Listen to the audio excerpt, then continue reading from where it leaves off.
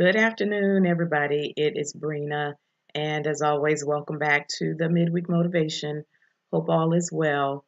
Today is the last in the series that we have done over the last now 7 weeks about Nehemiah. So I hope you have enjoyed this series. I hope you have enjoyed learning about the person of Nehemiah and how we can apply what he did in his own life to accomplish goals um, in the power of God. So thank you for tuning in today. And for this last installment, I'm going to read from Nehemiah chapter 6, verses 15 and 16. Coming from the New International Version, it says, "So the walls were completed on the 25th of Elul in 52 days. When all our enemies heard about this, all the surrounding nations were afraid and lost their self-confidence because they realized that this work had been done with the help of God."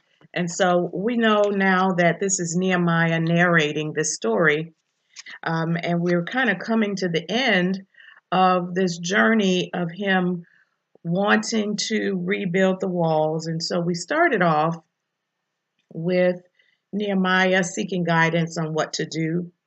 From there, he developed a plan. He believed that God would be with him in that plan. He was dealing with opposition. He was an encourager to the workers as they moved forward with rebuilding the walls. They kept their eyes on the prize to stay focused. And so the last word for this week in this series is acknowledge God. So we see that despite all of the distractions that the enemies tried to throw in their way, they even tried to kill Nehemiah, they tried to trap him, they tried to pull him away from the work. He stayed focused to what he was assigned to do. And it says in the verse that we read in verse 15 that they completed their assignment. They completed the wall in 52 days.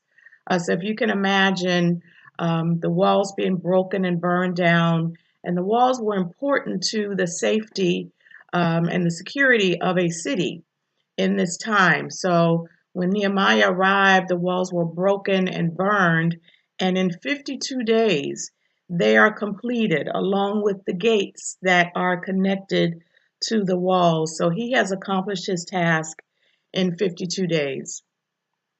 So he's done. He's good. And then the scripture also says that those who were trying to distract him lost their confidence. So that's a lesson for us as well. As we continue to press on and people may try to get in our way, they will soon realize that God is empowering us to do what God has called us to do. And so they too will lose their confidence in what they're trying to do to distract us. Again, and in verse 16, it says, because they realized that this work had been done with the help of God. So not only does Nehemiah acknowledge that God is in this, but his enemies see it as well. Surely this is God's hand at work. And so this is what can happen with you as well. Even your enemies will be able to say that God's hand must be on this person as they achieve and walk into their calling and walk in their purpose, because everything I've tried to do, everything I've tried to throw at them has been for naught. Surely the hand of God is on this person and is on what God has called them to do. So acknowledge God, give God thanks for what he has done, for how he has sustained you, maintained you through ups, downs, good days, trials, tribulations.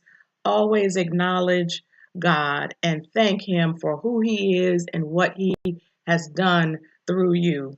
Now in chapter 7 we see, and we won't read that, but in chapter 7 we see that because the walls are completed and the city is now secure, the exiles begin to return. So now they feel safe in coming back to their homeland after being in exile for many years.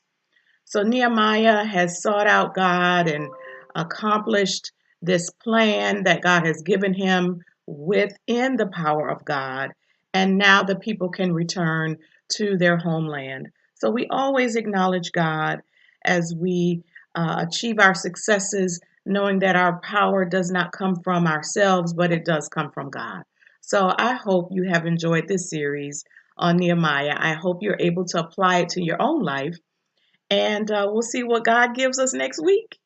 Okay, so thank you as always for joining, and we will see you again soon.